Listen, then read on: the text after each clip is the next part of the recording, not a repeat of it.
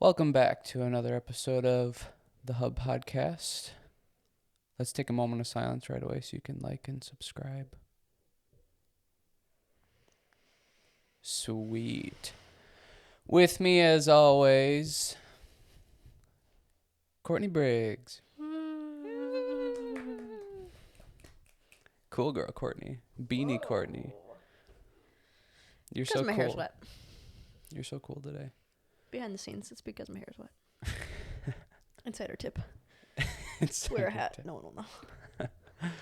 I feel like I've been wearing that trucker hat like every episode, literally. So I was like, but I still need to wear a hat. I was like, well, I guess I'll just pretend I'm going outside. And People in the comments are asking, like, does she not have any hair? Or... It's just because I love that trucker hat. And because I've got a lot of crazy stuff happening on my forehead that I'm trying to not wear makeup as much, which means pop that hat on. And I know, yes, it's still not covering it, but Yeah, pull it down. I also don't want to ruin the shape of my head because this hat is not good looking on my head. The hat? No. Why? It's like not puffy enough. And like my head is both of our heads are like so tiny and like. Don't drag me into your. No, our heads are the exact same and you know they are. Don't pull me into your. They're narrow and just your self-deprecation. puny looking. So then when we wear hats like this, it like really shapes. Don't pull me into it. Oh, okay. Then you're not being truthful with yourself. Got small heads. You do that. When you're self-deprecating, you pull other people into it so that they join you with your self-deprecation. What? You think I really do that? No. Or is it just in that one? It's just the one time, and I want to say that it's a thing you do. I was say I feel like I don't do that. You pull me into it. Well, because a lot of the things that I'm self-deprecating about, it's like you're the same. You're literally the same in that way. Like whether it's looks or actions, like most of the stuff that are negatives for me, maybe not negatives, but things I see maybe as negatives are just like traits or whatever. Like we both have big noses. We both have very narrow bodies. We both have very narrow faces. Doesn't have to be negatives, but we definitely are twins. Do we look the exact same? Yes. I don't like that. You got better lips than I do. I have a better hairline than you do. Our eyes are the same. Our eyebrows are the exact same. We have the same exact scar in the same exact spot. Yep. We're the same person. Yep. What you don't know is I set that whole thing up. You getting hit in the face so you'd have the same scar. I set it all up. I just wanted to bring you down a peg. Thanks. For anybody wondering why I'm moving like this, I have a tennis. Oh, actually, no, I have Ants in your pants? I have a dog toy that I am pressing my muscles on. Do we have a dog? No. Yeah. Did we for a day and did I buy him a toy? Yeah. We found a lost dog. We didn't get a dog and then give it away after a day. No. Found Do we talk about that on here? Probably. I think probably, yeah. Do you have anything else you want to start this podcast off with? No. Because we can just jump right into it. We're going to talk about supplements. Supplements. As you probably saw from the title. Something that's, I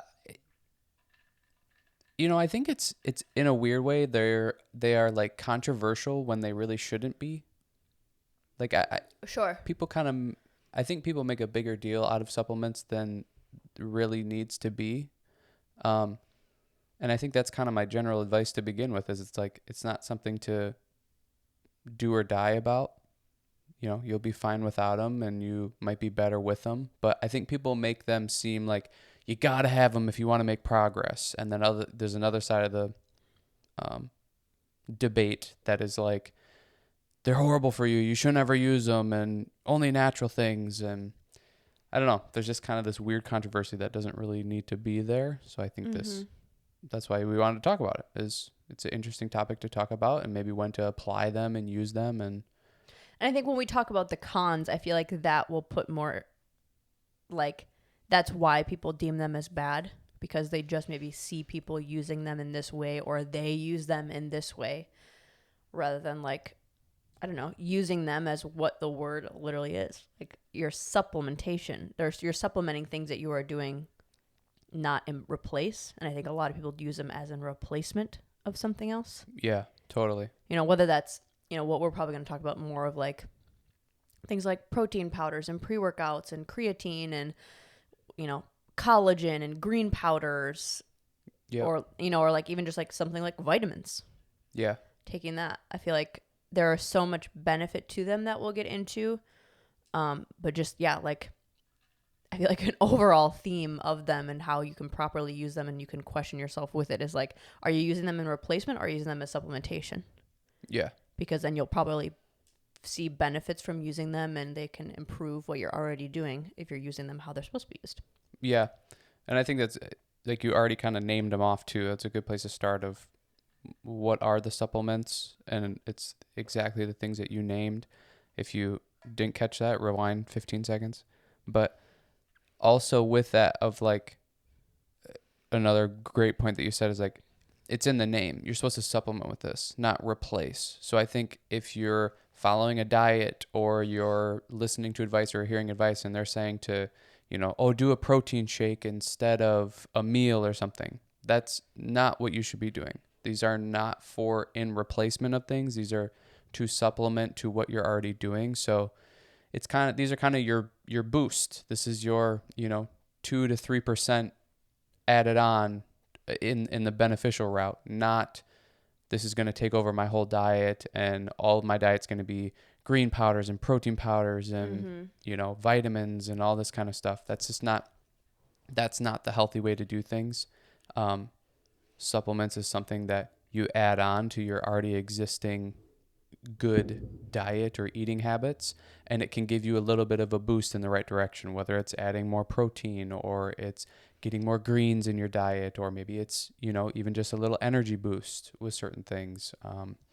The vitamins thing is maybe needs a little bit more research on. Like, you should probably get like a blood panel or something. If you're going to start adding vitamins, you should know if you're even deficient in those vitamins before you start just adding a bunch of different vitamins and stuff. Because your body could already be maybe producing too much of it, and now it's just like you're wasting money. Right. And that's kind of the debate of you shouldn't do supplements. Is they're a waste of money. A lot of people believe that it's a waste of money, and it can be in certain instances, like you're talking about. You're already getting too much of it, and now you're adding on to it when you don't need it. Protein, like, you can be getting protein from other sources that are probably better forms of protein.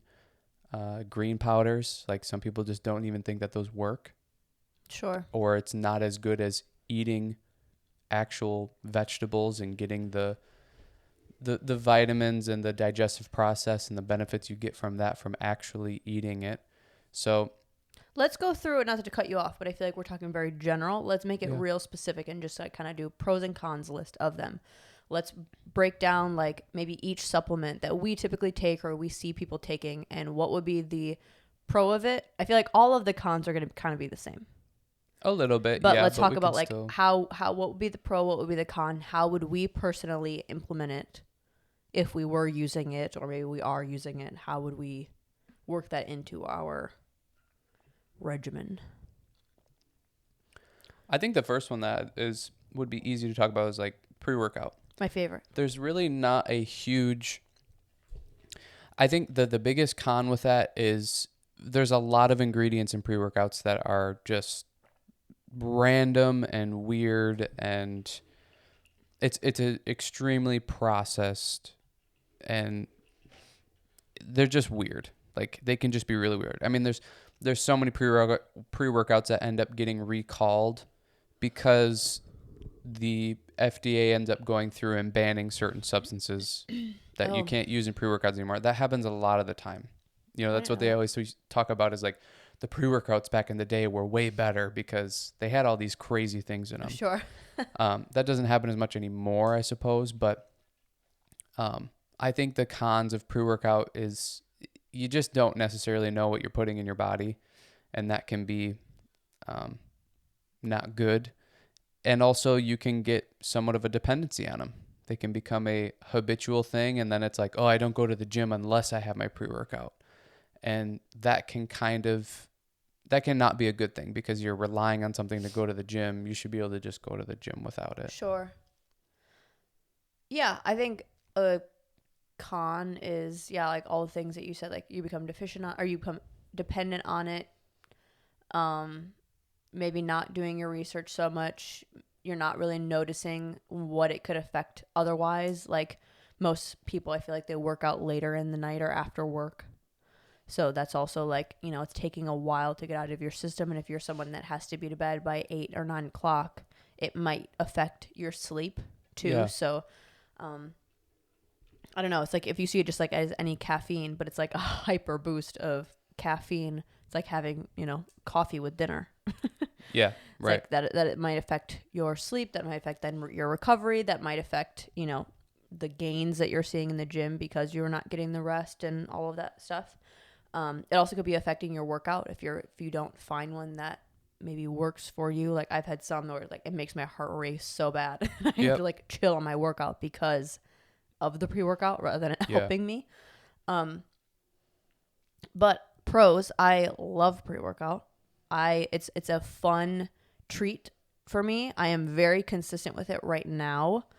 And I'm okay with that. Like I feel like I'm aware that I'm consistent with it, and I'm kind of like, if that's the one thing that I'm doing right now and truly like the one thing that I'm like, I don't even care. Like I know I'm getting good sleep. I know I'm feeling rested.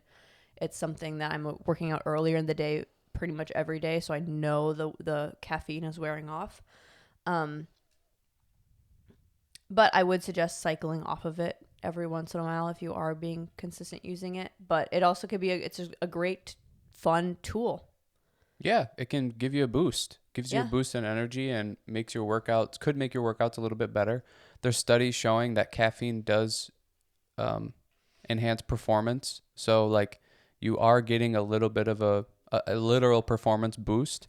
And then there's kind of a pro side to dependency on it. It's like sometimes pre-workout's the only reason people get to the gym. I feel like I said that in a few episodes ago. You were like, I work out every day because I love it. And I said, I work out every day because I get to take pre-workout. Yeah. And it's like there are so many days where that is. It's like, oh, Yep. I get to take pre-workout. That's exciting. Yep. And it's like, okay, who cares? I'm still putting in the work. Yeah. So if It's, that is getting you to the gym and you're actually doing something because you get to take your pre-workout, like that's it's a small hard price to pay. Yeah, that's hard to argue. Like it's hard to argue if you Yeah. aren't taking pre-workout and you're not going to the gym. It's like, well, then take it and go to the gym because that's better. Yeah.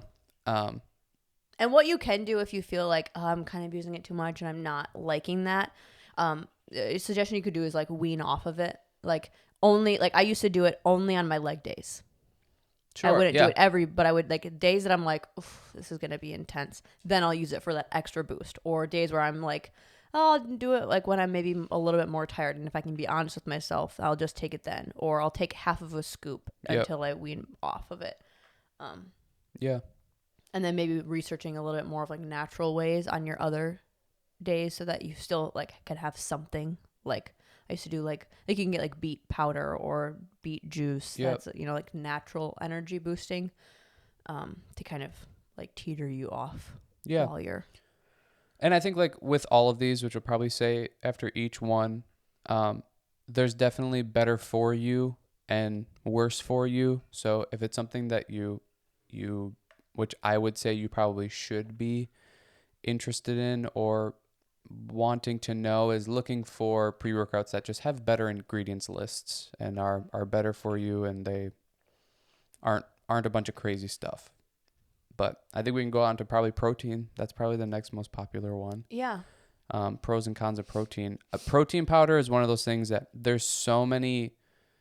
This is going right to the like quality of it. There's so many brands or companies or protein powders that you can get that just has a bunch of crap in it. It's just a bunch of fillers. It's just a bunch of kind of nothingness. That can be a big negative if you're just, picking one because it's the cheapest one. Typically, the cheapest one is the one that is giving you the least amount of benefit. And it's because they're using really cheap ingredients and just putting a bunch of fillers in it. It may still give you that, 25 grams of protein like it says on the bottle, but the quality, I feel like, of protein powder, that's kind of the biggest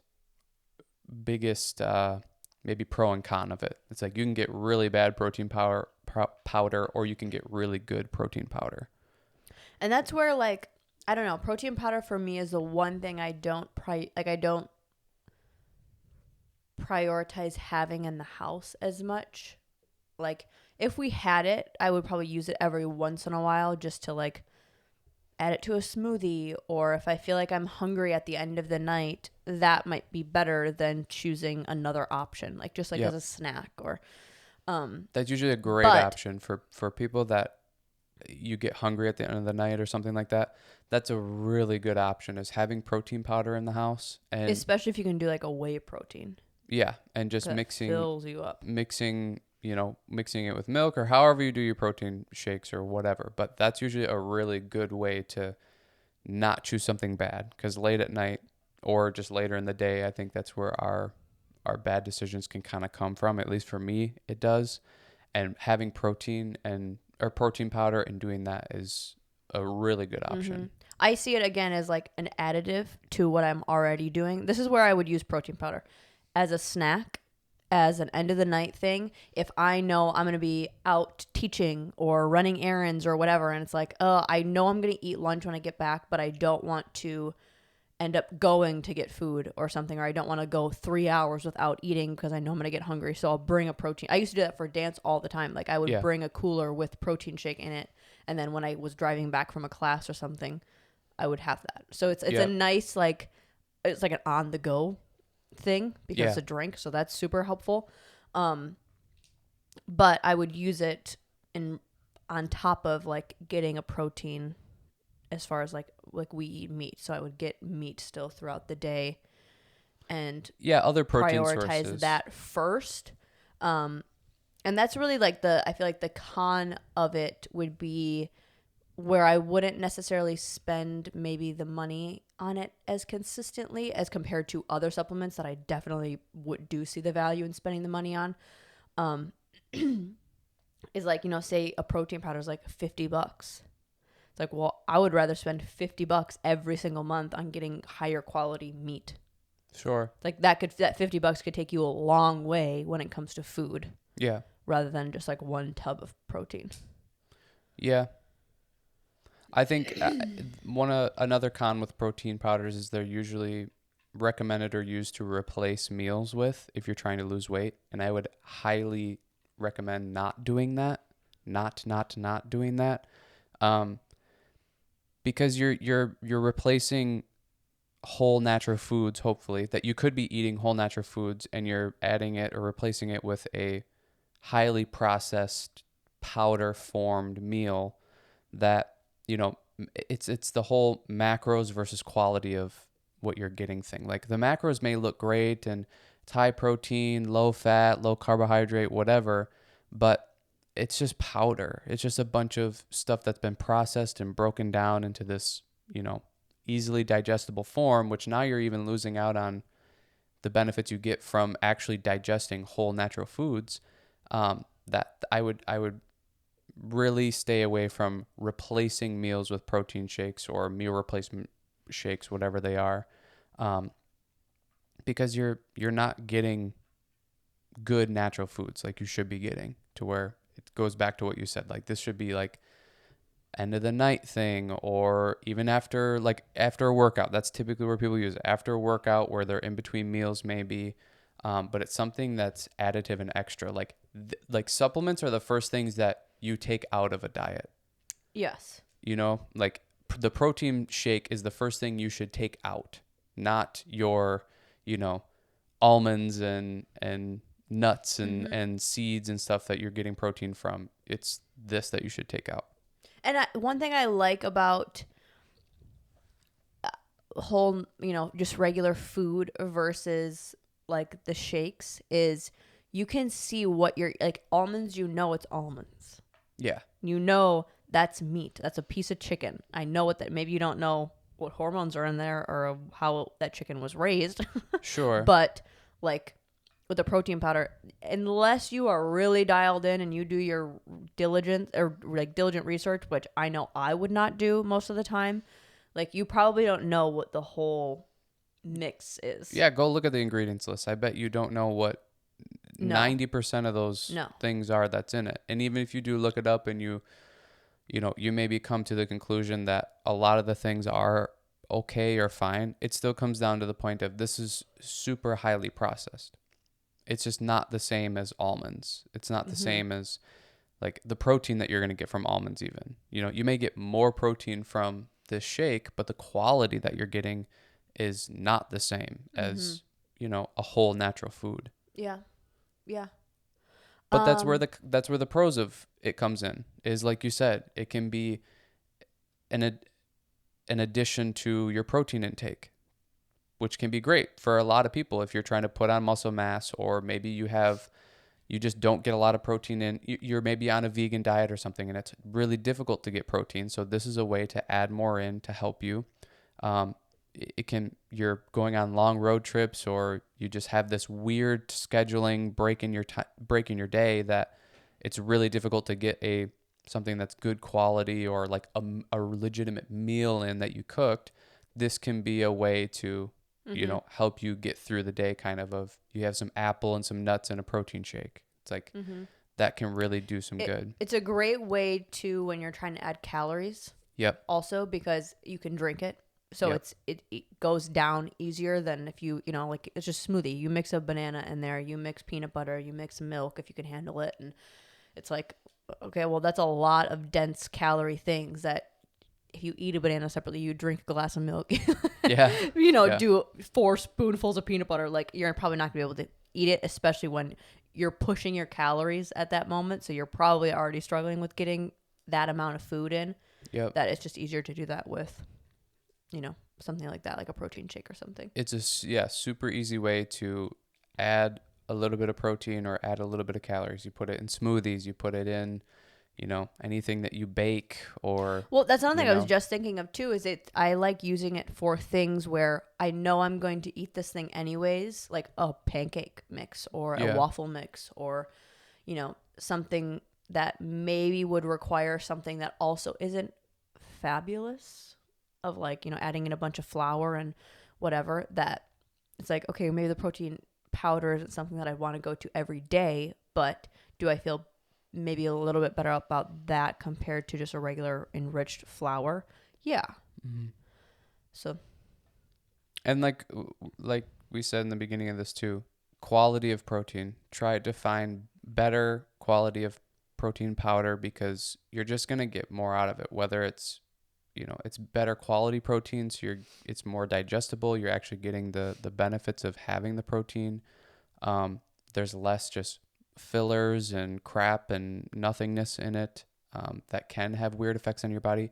Acne breakout or, again, bowel movements can be weird, that sort of stuff. Usually the better quality things are just going to help your body overall. So look for better quality protein. And I even like to do this where it's like I get the cost effectiveness of like, oh, it's really expensive for better quality protein. I don't want to just blow through it because it's so expensive, but then just get it and do like half a scoop. That way you just like how we were suggesting it, like doing it once a week. Oh, right. Yeah. You need it to like, yeah. You don't have to do it every single day, or even if you were to do it every single day, like a lot of these protein powders are 30 grams of protein per scoop. It's like, well, just do a half a scoop, then you get 15 grams. That's plenty. Like, so you can literally take a 30 serving protein container and make it 60 by just elongating it and not doing it every single day or halving the scoop. So that's a way to kind of get around the cost effectiveness, because they're going to tell you need to take 2 scoops, 3 scoops, 4, you need to have 3 shakes a day and this and that. It's like, you don't need that much protein. You don't need that much protein. They're a company that's trying to sell you a product and get you to continue to buy more. So you can chill. You should be trying to find protein from whole natural foods first, and then this is an additive on top of that. I mean, I am the perfect example right now with this breaking out of like the food that you bring into your body has so much effect on you. Yeah. Like, prioritize what you're eating and the quality of what you're eating. And it's like, the only reason that I am breaking out is because I've been on these weekends forever and ever now, it seems like. And I'm eating out every single weekend. Like I had Yeah. pasta every night Yeah. the last couple of days. So, and it's just like, food that I'm not used to eating. That is, and I'm going to different states, which they have different styles of food and prepared different ways. And Well, it's even just though like I'm you don't eating know how they're- nice, like at good restaurants, it's still not what I'm used to eating. And that's the only reason I'm breaking out. 100% I know that's the only reason I'm breaking out, because the correlation of it. And as soon as I come back, it starts to go away. Like when I come back home and I eat Yeah. good for a little bit. So it's like, Well, yeah, they're prioritize that first. their job is to make the food taste good. So they're going to Oh, yeah. do whatever they need to do to make Oh, the yeah. food taste good, I think the next one, if you're ready to move on to the next one, I'm ready. could be the green powders, like the vegetable powders or the Yes. fruit powders. I don't like these as much. I definitely see the benefits of them, but I just think there's such a just eating vegetables or fruits is going to be so much better than getting a powder, and I think this is really where people substitute and replace. Sure, Is they yes. won't eat fruits, they won't eat vegetables, they will just have this powder and mix it and drink it because they can handle it.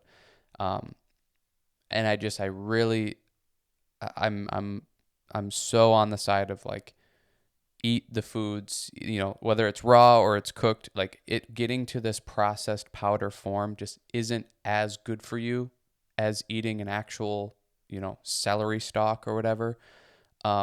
So with the green powders and stuff, again, I would highly suggest not replacing your fruits and vegetables, but this can be an additive. It can be another thing that's like, I'm still hungry at the end of the night and I want something. You can mix this and do that, and you get an extra boost.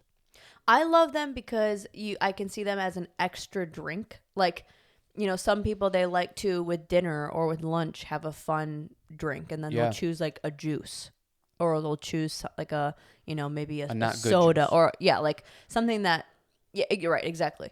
Like orange juice or something that is just highly processed in sugar, Yeah. that this could still give you a different thing rather than water. Yeah. And it's still a better option. And it's easy, it's convenient, it's quick. Yes, I also like them again for like the convenience of on the go. It's like, Yeah. I may not be able to bring I can't really eat a lot of raw vegetables. Yeah. So it's yeah. like, well, I'm not going to be home to cook my vegetables until maybe later for dinner, but I want something with lunch. Yep. Okay, now I have this. Or with me traveling all the time, none of these places that we go have vegetables.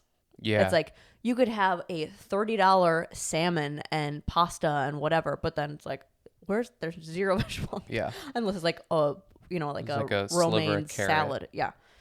So Yeah, that's something a like good that point. where if I'm traveling a lot or you go on a vacation and you don't know if there's going to be a vegetable option that's not, completely covered in oil and butters and seasonings that you're not used to. Like, Yep. it's great to be able to count on like, well, I can take a powder on the plane and travel with that, and that's super easy and convenient. And I think that would be. I think that's probably the best case for it. Yeah. Is those situations and those times, and I 100% agree with you that will be way better and keep some sort of balance and regulation for you as far as like getting fruits and vegetables or just keeping it in your diet for when you're on vacation or you're on these trips or something like that.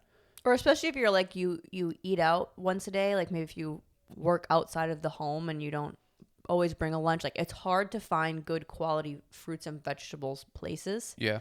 So, if that's your difference of you getting an extra serving of vegetable or like a berry blend throughout the day, or maybe you live in a state that raspberries and blueberries and kale is not year-round seasonal, or it's not going to be as good of a quality because they brought it in from somewhere else. Yeah. That could be also a substitute for it. Not substitute, like an added. Like, well, I'm going to Yeah. I can get apples year-round, I can get oranges or whatever, but just raspberries, they don't come to Wisconsin or something. So I can do this for the time being. Or Yeah, that's definitely one of those. If you are not able to take fruits or vegetables with you, that's a great place for those like green powders Yep. or red powders, whatever they are. And like always, there's some that are better for you, and there's some that are just fillers and a lot of nothingness. So Yeah. again, like I know it's difficult, but pay the little bit of extra money for the stuff that's good, because it's all about quality. If you get the quality of the nutrients, you don't need as much then. To where it's like, if you're not getting good quality green powders, you need to mix 3 of the drinks a day just to get a little bit of goodness out of it. It's like, well, just buy the other one that is better, because that's what happens even with protein powders. Is it's like you can get this ginormous tub of protein for really, really cheap, but then you go through it just as fast as you would the good quality ones, because the scoop is huge, and Right. it's like you need to take so much powder just to get a little bit of this thing or a little bit of benefit. It's like it ends up evening out or not being as good anyways, to where the more expensive, the better quality. It's look for better quality, not more expensive, but you're gonna use less of it. Yeah. It's just like whole natural foods. Eat a full apple. Like, not that you'll be full, but you're gonna be more full than if you ate a whole bag of chips. Right. Like, that's just how Right. it's designed, is to keep you eating. I don't know what it is with apples. I always get full off of apples. Oh, really? Especially the ones that we have that are like, why is it this big? Like, I sometimes, like, I can't finish them Yeah. because I think we had a conversation with that with Carly. We're just like, I don't know what it is with apples, but it makes you feel a different level of full, and like I think it's the acid. I don't know. Yeah.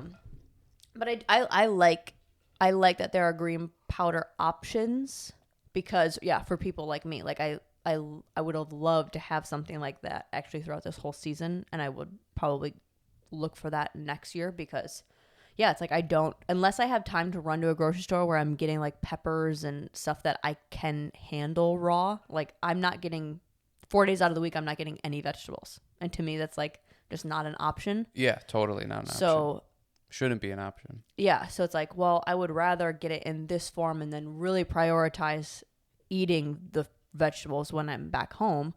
But Yeah. the powder form to me is better than nothing Yeah. for those moments. Yeah. Totally. I think the next one probably going to like just regular like vitamin supplementation. Oh, what about creatine? We could talk about creatine, yeah. Or is there not much to that, you don't feel? No, I think it's beneficial. I think it's something that I don't know a ton about as far as the research and whatnot, but I've heard good things. I haven't heard a lot of negatives or really any negatives about it. It's one of those things I just don't know enough about, and I think we could come back to at a different episode or different time. Okay. I've heard good things about it. You can do your own research and look into the benefits of it. I don't really have enough That's just to something say that we about kind it. of always have in the house Yeah, most of the time. But yeah. I kind of would just always use it because you use it or tell me to use it. So every once in a while, like I've never told you to I'll use go it. on it. Well, maybe not you told me to use it, but you've said that this could be helpful. Yeah, it could be. I've always heard that it's good for like recovery. Yeah. When you're working out and you may be feeling some soreness, or even if you're not feeling soreness, but you're just looking for a little bit of extra help in the recovery aspect, that can be a good supplementation for that. There's a whole bunch more that benefits that it does that I've briefly heard, but I haven't retained any of that information enough to talk about. Yeah. Okay. So we could go into like regular vitamins, or I think what's really big right now is like collagen powders. And again, I don't know enough about collagen. I mean, I feel like it's bigger in the female space, but I think it could be more like it's kind of helpful for anybody. Like, it's just like the retention of your tissues and muscle and joints, and Sure. it's like not only just like and like skin and I don't know, just like overall. You think of like the surface level stuff of like skin, hair, nails. Yeah. Like more of the appearance stuff, but also like that's one thing that the David Sinclair guy said on one of his podcasts was like, yeah, we focus on it for appearance or whatever, but like your skin is the biggest organ that you have. So you do need to keep it healthy. And collagen is one of the biggest things that you can take to kind of continue the production of regrowth. Okay. So it's the same thing with like internal, like your tissues and your joints. Yeah. And just keeping everything kind of, what's the word? Like, not recycling, but like, like regenerating new cells. Yeah. And like always, there's going to be, because we live in a free market, there's going to be good quality, there's going to be bad quality. So make sure that you're finding the good quality and it's not the bargain deal at Walmart and, Yeah. And that's one thing too, like I feel like that specific, and I could do more research on it. And honestly, his podcast probably says it, says all the research that I would need to do. But it's also one thing that's really, really tough to find in foods. Oh, sure. Like because it's so isolated, whether it's in drops or pills or injections, even like it's because it's not hard, it's not easy to find in foods, and it's also like not to the level that we can consume. Like it is in meats and in some things, but it's such a low dose. That's something that we should do. We should just do a creatine and collagen, basically recap or update. Yeah. On, since we don't have a ton to say about it now, we should do an episode on both of those and get learned on it and come back and actually give more about those things. Because I'm sure like everybody else, we hear that it's good, but it's like, okay, why is it good? Mm-hmm. And then being able to go more in detail with both of those things would be nice. Yeah. Cool. I think for regular just vitamin supplementation, we hear, oh, get more vitamin C or get more iron or, all these different things. That's something that you really have to go get your levels checked and then see what you're deficient in, because you could not even be deficient. And then you're adding more. I did this with iron. I started taking more iron. This was a few years ago. And then all of a sudden my bowel movements were super weird. Sure. And it just kind of was like, I never got it checked. And now my bowel movements are weird. And like, there's a little bit of stomach pain sometimes. And I'm like, I'm just going to stop taking this. And as soon as I stopped taking it, everything went back to normal. Right. So it's like, really go get checked and see, like do a blood panel or whatever it is that you need to do to see where you're at on the list of, vitamins and whatnot. And then that's something that you can look at and start supplementing. But then the other thing with that is do it for 3 to 6 months and then go get checked again to see if things have actually changed, or maybe you're over on levels, maybe you're still under. But don't just willy-nilly take vitamins just because somebody says to take vitamins, because that's where it could end up being a waste of money. Is you don't even really need more supplementation in that aspect, and then you're taking it. Well, and most of the typical vitamins that are people are taking, like like vitamin C, vitamin E, like all the letters, the top letters, letters, like those are also the easiest to get out of food. Like they are very, very easy to get in food. That if you feel like you're low in one of them, like, well, in the sun, go outside. It's not that hard to get it with simple foods that a lot of us like to eat. Like I know my dad was taking ashwagandha pills for a while, and it's like, well, okay, that makes sense, because go try to find that mushroom in a grocery store. It's not that easy to find. So I understand that, where if you're, or like elderberry, it's like find an elderberry. It's not going to be easy to find. But just like doing more research and just like doing, and that's maybe something that we could post of like top, foods for vitamin C, top foods for vitamin, because that's something that I feel like I am always shocked when I look up of like a pepper has more than a orange. Yeah, bell peppers. It's like, oh, okay, well that's cool that you can get a diverse panel and not just like, well, I just got to eat a bunch of oranges. Yeah. Like, no, you could eat a whole bunch of stuff and still get that. Yeah. And I feel like the pill form is missing that foods give, which again, new information that I'm recently learned. I don't know why we were looking it up, but like the food also gives you the full, food is it's magic. Mm-hmm. It's literally magic. But like it gives you the whole panel to be able to take away things that you don't need, absorb these nutrients because it has this other thing kind of like working with it.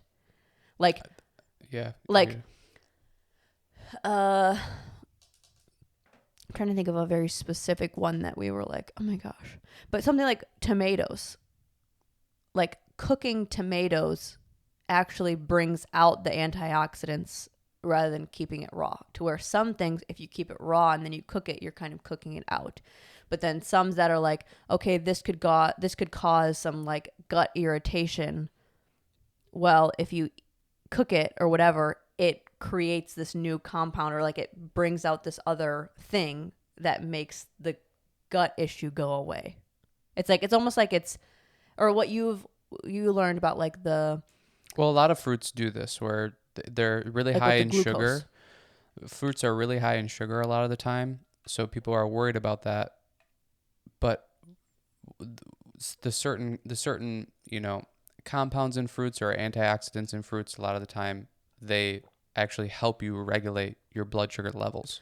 So when you have fruit and you go, oh my God, this is so sugary, I shouldn't have this. Well, actually, there's compounds in fruits that help you regulate your blood sugar levels. So it in a sense it's balanced in itself when you eat it. Right. To where I think that's what you're saying. It was a very jumbled mess, but to where with certain supplementation, you don't necessarily get that. You just get the vitamin C and then that's it. And that's the other thing is like you take these whole natural foods, they don't just have vitamin C and that's all you get from it. You get this whole hodgepodge of benefits and vitamins and minerals and, healthy sugars and all of these different things just from an apple, to where when you just take a vitamin C supplementation pill, that's all you're getting is the vitamin C. And it might be something that you legitimately need it, but that's why we always recommend to try to find it in your diet, try to find it in the foods that you eat, because it's like you can hit all different vitamins and minerals and things by just having one item. And if you do that with multiple items, you could be balancing it out and finding what you need just from that. Mm-hmm. And it's just a better, healthier version. A vitamin C supplementation pill it's good because you get that, but it's a processed thing. It's not vitamin C from an orange or from a bell pepper. It's vitamin C that has been made in a lab, and it's just not going to be as good as getting it from something that's like, in a weird way, it's like it's alive. It's like a fruit goes bad because it's alive in a sense. Yeah. And that's what nourishes your body better than something that can sit on a shelf for 3 years, 4 years. Yeah. And like it's cheaper. It's so much Totally. cheaper. Food is so much cheaper. Totally cheaper. Yeah. Totally. Yeah. I'm trying to think if there's any other supplements that I think there's a pretty general theme with supplements of like, try to find the good quality ones. You're going to have to pay a little bit more, but I think in the long run, you won't pay as much because you're actually getting the quality that you need from good supplements. To where if you go the cheap route, you're not getting as good a quality. It's probably not affecting your body and you're not getting the most benefit out of it. So then you have to end up taking more of it to get the benefit that you need. Where if you just paid a little bit more and got the good quality stuff, you don't have to go through that hassle, and it's just going to be better for you. Simply, it's going to be better for you. Try not to be dependent on the supplements. That can happen with like pre-workout, protein powder, the green powder. You become dependent on these things and they start replacing certain meals and stuff like that. And then you just end up being, your diet is supplements rather than actual food. That's not a good place to be. But then they can also supplement you in great, awesome, positive ways. So if you get a little bit more protein, so that helps you create and maintain a little bit more muscle mass. You're traveling all the time and you actually can get some greens in your diet still. The pre-workout gives you a boost, better performance at the gym, or even just gets you to the gym. But yeah.